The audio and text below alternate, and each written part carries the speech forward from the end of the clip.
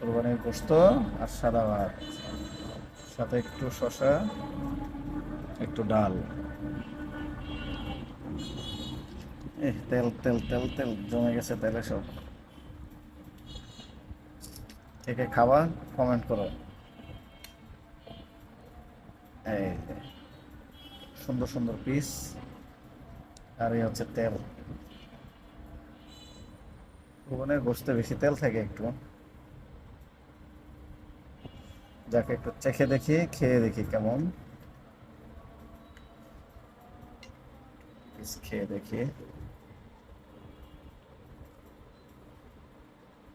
হুম, আলহামদুলিল্লাহ ভালো।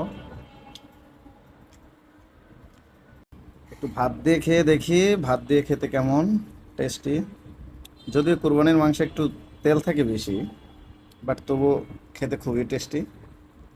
আর গোস্তটা খুবই ভালো। হুম, দারুণ টেস্ট। তোমরা কমেন্টে জানাও কার কার কোরবানির গোস্ত খেতে খুব ভালো লাগে। হুম,